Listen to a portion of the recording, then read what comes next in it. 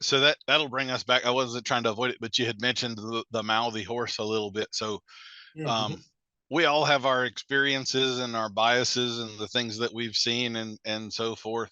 Um, I am absolutely against a horse putting their mouth on me in any way, shape, or form. It's one of the cringiest things. Like when we see some of these videos of the horse licking the ear of the farrier and all, when like that is one of the biggest red flags that I have with horses. I've seen people get away with it, but I have seen multiple incredibly serious Mm. bites from horses. I know two. This goes back to when I was dealing with race horses, but we had a breeding stallion at Louisiana Tech called Dancing Again, and he was a legit dangerous horse. Mhm. And so he was only, I never handled him. He was only handled by the most experienced people at the facility, even just going from stall to turnout. Nobody even could clean the stall. Nobody went in the stall except for two people. Both Mhm. of those people had been dealing specifically with racehorses their entire lives. He grabbed both of them on separate occasions. One was a man, one was a woman. Grabbed them by the rib cage, picked them up, shook them like a rag doll, and threw them out of his paddock. And I mean a very serious situation, and not with newbies. I've known a couple of other people. I've actually been contacted by a law firm to be an expert witness in a trial for a lady that had her thumb bitten off by a horse while feeding it treats and stuff. So I think the biting and all is absolutely the most dangerous area we can get into with horses. Now, there's other things like helmets that I'm pretty laissez-faire on, and I understand there's risk there, and I'm okay with risk, and it doesn't bother me. So I guess that's just a bias of mine. But um, Hmm. so where do you stand on mouthy horses? Or like, there's even a video. Somebody sent this to me. A lady on YouTube. I don't know who she is. She's I gather European by the accent and the fact that all of her horses are stallions, and she's doing videos based on how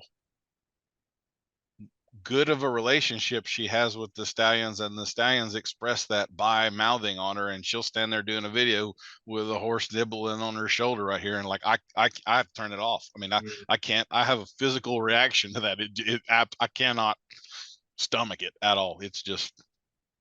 So what are your thoughts? Am I a sissy, or what? Do you mind a horse mouthing on you a little bit, or is it a hard no, or what? You know what? It's gonna come down to respect and structure.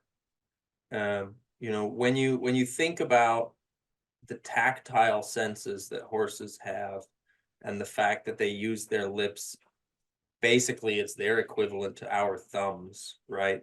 For me to say that I would never allow a horse to do that would be like saying I would never shake your hand. That's my idea of that. Not saying that he has to do that in order for me to meet him or anything like that. But I guess the short answer is I'm okay with it within structure, within respect, Yeah. within those guidelines. And I will interact with it. I think it's one of the ways that a horse will. We see it with like particularly I'll say geldings because here in the States that's what we see most often, but you'll see horses playing the whole bitey face idea. Um, and it's of course it can turn to biting. Of course it can be dangerous. I think the most dangerous thing when it comes to working with horses is a lack of awareness. And not even awareness in the immediate sense of what's going on, but awareness of what that thing is going to build up to in successive approximation, right? Where is this going? I think if a horse is expressing anxiety in their mouth, we can help them to release that anxiety with that.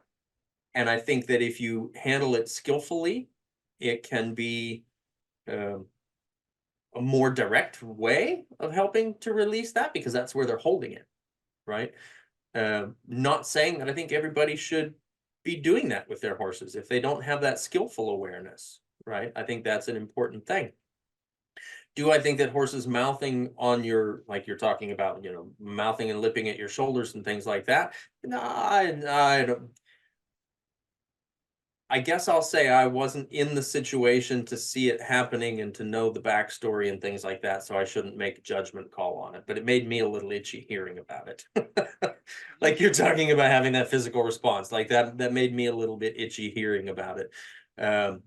Because I've also, seen that. I've been trimming horses' feet and had them reach around and take off my farrier shaps and things like that. It's like, well, at the very least, it's a pain in the butt, it's inconvenient. And on the progressive side of that, it's dangerous, right? So it's where does all that fall, you know? Yeah. Yeah, so I think it's a harder question to answer than the helmet question,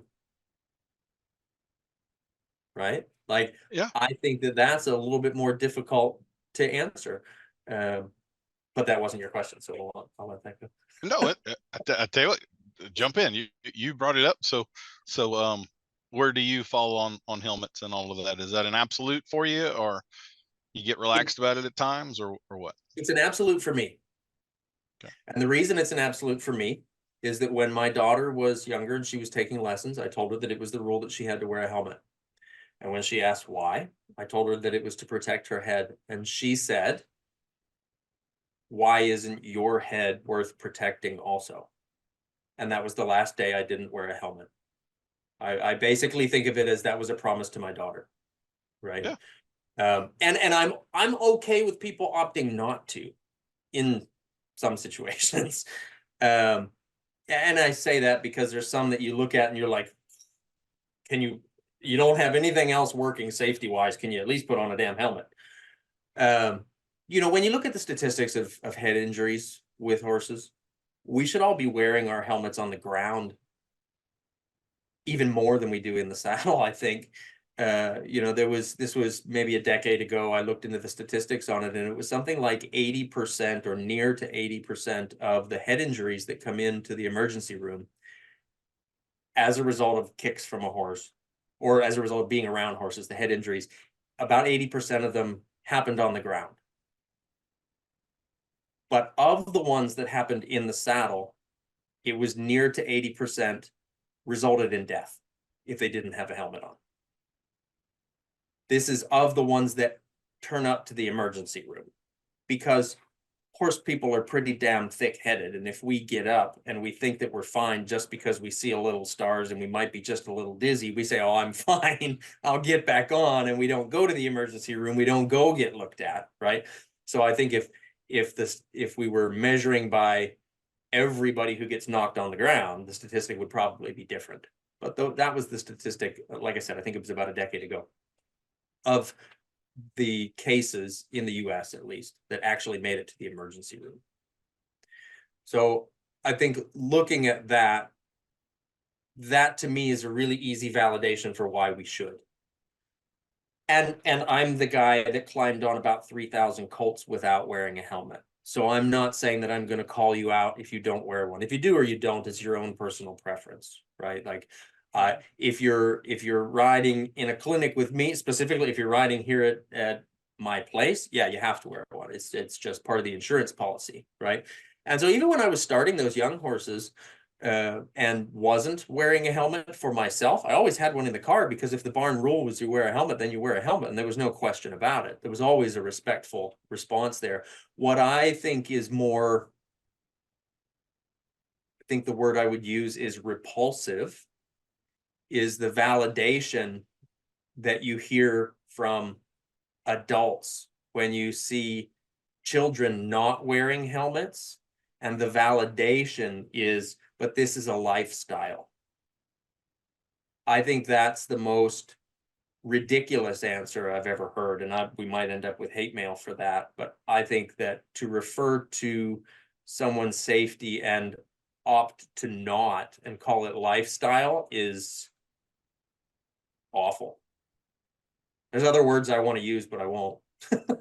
No, that's fine, and I do think kids should be wearing helmets. To me, it always comes down to a risk acceptance thing. Like for instance, I think if we wanted to get into the statistics of TBIs, the vast majority of all TBIs are in car accidents. and nobody wears a helmet in the car. Right. And we don't Right. even think about wearing a helmet, which is not to say it's a justification of, well, if you're not going to wear it here, you know. Right. So Right. Right. Exactly. um, I am, I have always personally feared the sun more. I'm in the sun a lot, a whole lot, and so Yeah. I am pretty religious about big hat covers my ears, the whole 9 yards, the back of my neck. I think realistically, anything could happen at any time, but I think I'm more likely in contention of danger with melanoma than with a head injury from a horse. I have had my bell rung pretty good once with a horse, and it was actually a ground deal. I wasn't in a saddle, and it was a customer ran over me. And I don't really even want to get into it. That would absolutely make my blood boil if I start thinking about it again. Didn't give me a heads up, nothing. Just anyway, all right, I'm gonna drop that. But okay, happy thoughts, puppies, kittens.